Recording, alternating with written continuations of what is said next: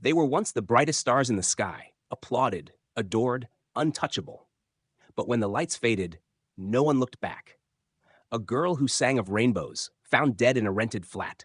A swashbuckling hero, bloated and alone on a stranger's couch. A silver-screened goddess, begging beneath her own movie poster. This isn't just Hollywood, it's the part they never show you, the silence after the standing ovation. And tonight, we're peeling back the curtain. These are the stories of the stars who gave everything and died with nothing. Because in Hollywood, fame is fleeting. But the fall, that lasts forever. The curtain rose, but no one clapped. Judy Garland, the girl who once danced down the yellow brick road, died in a cramped London bathroom far from the Technicolor dream that made her a legend. She was only 47. MGM's darling, once earning the equivalent of $40 million, had nothing left. No house, no savings, not even peace. The same studio that built her also broke her, feeding her pills to sleep, to wake, to stay thin. By 21, Judy was addicted to prescriptions she never asked for. In her final months, she sang in smoke-filled clubs to half-empty rooms just to afford rent. Her third husband drained her fortune. Creditors hovered. Her estate was worth less than $40,000 against $4 million in debt. And yet, that trembling voice still floats, haunting, beautiful, timeless. Judy gave her all to the spotlight, and it devoured her. In 1938, he was Robin Hood, leaping from towers, stealing hearts with a smirk. By 1959, Errol Flynn lay lifeless on a worn-out couch in Vancouver. He was 50, broke, bloated, forgotten. He lived like a myth, mansions, yachts, champagne nights that never ended. But legend has its price. Lawsuits, scandal, and a devastating 1943 trial for misconduct destroyed his image. Though acquitted, Hollywood turned cold. His fortune vanished through legal battles, divorces, and bad films. He once made women swoon. Now he was begging for roles in cheap productions just to survive. When he died, all that remained was $10,000 and a body ravaged by alcohol and disease. The man who played the hero who gave to the poor had nothing left to give. Errol Flynn lived as a legend and died a warning. She once walked red carpets in satin gowns. By 1967, Barbara Payton was staggering down Hollywood Boulevard, bruised, drunk, and offering herself for pocket change beneath her own faded movie posters. Her rise was meteoric. With piercing eyes and platinum beauty, she starred opposite icons like James Cagney. Critics whispered she was the next big thing. But scandal came swiftly. A love triangle turned violent. Actor Tom Neal beat rival Franchot Tone nearly to death over her. Overnight, studios labeled Barbara too dangerous. Blacklisted and broke, she spiraled, writing bad checks, getting arrested, sleeping in jail cells soaked in sweat and regret. By her mid-30s, alcohol had ravaged her face. She begged for acting roles, or just a warm meal. Doors closed. The lights went out. On May 8, 1967, Barbara Payton died of liver and heart failure. She was just 39. There was no tribute, no red carpet farewell, only a quiet, lonely cremation for the woman Hollywood discarded. She didn't fall overnight. She eroded, like hope under harsh lights, fading until no one remembered why she ever shined. In 1923, Marie Prevost was the life of the party, wrapped in silk, draped over the arms of studio moguls. By 1937, she was found dead in a crumbling LA apartment. Her only companion? A starving dog who had tried to wake her. Marie had been beloved in the silent era, bubbly, flirtatious, a darling of the screen. But when sound came, her soft nasal voice didn't fit. The calls stopped. Roles vanished. She vanished. She numbed the grief with alcohol, sold jewelry to survive, starved herself, hoping to still look the part, but the part was no longer written for her. When neighbors reported a stench, they found her decomposed body on the floor. She died days earlier, alone, malnourished, forgotten. There was no money for a proper burial. No tribute, just a single, fading obituary for the girl who once made crowds laugh. Marie didn't crash. She disappeared, quietly, like a projector winding down, like fame learning to forget. In 1954, Dorothy Dandridge stood radiant in a crimson gown, the first black woman ever nominated for a Best Actress Oscar. 11 years later, she was found face down in her apartment with only 24 cents to her name. She wasn't just a star, she was a revolution. Her performance in Carmen Jones burned with beauty and depth. She dared to stand in a spotlight built to shut women like her out. But even as she rose, the world pushed harder. Clubs where she performed refused to let her in through the front door. Hotel lobbies asked her to leave. Leading men refused to kiss her on screen. Her marriage crumbled. Her daughter, born with brain damage, needed expensive lifelong care. Dorothy turned down demeaning roles, waiting for something worthy. But Hollywood rarely offered dignity. Her debts grew. The IRS came knocking. She sang in dingy nightclubs, her once bold voice worn thin with fatigue and heartbreak. On September 8, 1965, Dorothy died from an overdose of prescription meds. She was 42. There was no standing ovation, no Hollywood tears, but her echo lives on, in every boundary she shattered, in every artist she inspired. She paid the price for opening doors, doors that others now walk through. In 1921, Roscoe Fatty Arbuckle signed the richest contract in Hollywood history. Weeks later, he was arrested for murder. His fall was fast, brutal, and final. Once a comic genius who mentored Buster Keaton, Arbuckle was adored. Then, during a party, actress Virginia Rappe collapsed and died days later. Though he was acquitted, 3 trials, 1 apology from a jury, the damage was done. Studios vanished. His name turned toxic. He spent over $700,000 defending himself. Offers disappeared. He directed under a fake name, William Goodrich. A bitter joke from Hollywood itself. He tried to return, even signed a new contract. But the comeback never came. In 1933, he died in his sleep from a heart attack. He was 46. No tribute, no glory, just a debt-ridden widow and the memory of a man who once made the world laugh. One scandal, true or not, erased him. But when you watch his reels, you still see it. The sparkle, the brilliance, the man who only wanted to be loved and was forgotten. In the 1940s, every woman wanted Veronica Lake's hairstyle. By 1973, she was dying alone in a dusty hospital bed in Vermont, broke, unrecognizable, and nearly forgotten. She had once defined wartime glamour. Her peekaboo bangs were legend. Films like Sullivan's Travels made her a star. But off-screen, she was a storm, sharp-tongued, headstrong, unwilling to bow to Hollywood's control. The industry doesn't forgive women who won't obey. The roles stopped. Alcohol crept in. One failed marriage after another. Bankruptcy. By the 50s, she was living in cheap hotels, working as a cocktail waitress in places she used to headline. Some guests didn't recognize her. Others did, and didn't believe it. She tried to claw back, wrote a memoir, gave interviews, but Hollywood had moved on. In 1973, Veronica's body gave out. Alcoholism, hepatitis, kidney failure. She died quietly with a few $100s to her name. No funeral spectacle, no final spotlight. Fame had magnified her beauty, and then shattered it. Veronica Lake didn't fade because she lost her looks. She faded because the world stopped looking. In 1960, Sammy Davis Jr. was dazzling Vegas crowds in white tuxedos and diamonds. By 1990, he was dying of throat cancer, still performing, still smiling, and over $7 million in debt. He could sing, dance, act, break barriers. He was the only black man invited to the Rat Pack table, and he made damn sure he earned his seat. But behind the flash, the empire was crumbling. Lavish spending, bad investments, and the relentless IRS left him drowning. Even his memorabilia, his legacy, was auctioned to pay debts. Still, he never stopped. Even with cancer stealing his voice, he toured, whispering into microphones, bowing to the crowd, until the very end. When he died, friends had to pitch in for his funeral. The man who once sold out Carnegie Hall left behind $5.2 million in debt and a legacy that still sparkles. Sammy danced through every storm and never let them see him break. John Garfield had it all: fame, fire, and a face that made hearts race. But by 1952, at just 39, he was dead, blacklisted, broken, silenced. He wasn't your polished matinee idol. He was gritty, real, a method actor before the term existed. Films like Body and Soul made him unforgettable, but his politics, his conscience, put a target on his back. During the Red Scare, the House Un-American Activities Committee came knocking. Garfield refused to name names. That was enough. The studios turned cold. The scripts stopped. So did the calls. He tried to find a way back through the stage in New York. But the blacklist followed like a ghost. He was no longer dangerous, just discarded.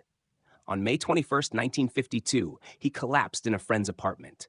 A heart attack, they said. But those close to him knew his real cause of death was isolation.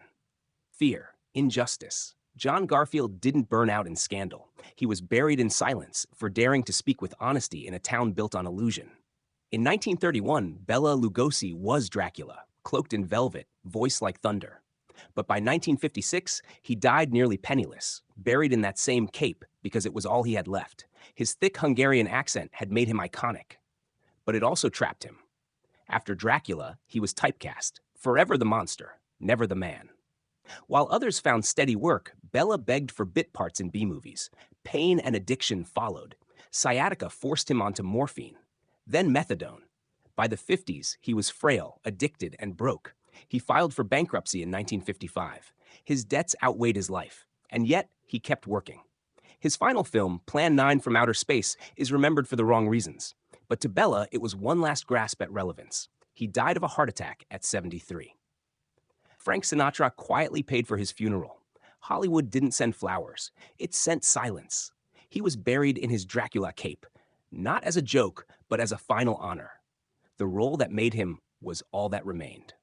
In 1925, Barbara Marr collapsed on set, pale and trembling in a designer gown. 2 months later, she was dead, just 29 years old. Not from scandal, but from being everything Hollywood demanded. Beautiful, desirable, and endlessly consumed. They called her the girl who was too beautiful. And she lived like it, starring in silent films with smoldering eyes and magnetic presence. Crowds adored her. Tabloids followed her every step. But no one saw the cost. She married 5 times before 30, had affairs with powerful men. The press turned her into a fantasy. But beneath the glamour was a woman unraveling. To keep up with the crushing schedule, she took pills to stay awake, to sleep, to suppress hunger. Her body withered, her spirit dimmed. By late 1924, her organs began to shut down. She died in January 1926. Her coffin was draped in $5,000 worth of white orchids, but she left behind no estate, no fortune. Just a son the public believed was her brother, quietly adopted by another actress. Barbara wasn't destroyed by scandal. She was devoured by the image, worked to death one glamorous frame at a time. In the 1960s, Terry Thomas made the world laugh with a gap-toothed grin and perfect timing. But by 1990, he was voiceless, penniless, and confined to a modest actor's home, funded by friends. He was British charm incarnate, every sly smirk, every wink, every cravat, iconic. But behind the laughter, Parkinson's disease was creeping in. It began with a tremble, then took his voice, his energy, and finally his career. Medical costs soared. He sold his home, his car, even mementos from his films, just to survive. He never asked for pity, never stopped smiling. Not until 1989, when friends organized a benefit concert to pay for his care. On January 8, 1990, Terry Thomas passed away quietly at 78, dignified, forgotten, and heart-achingly human.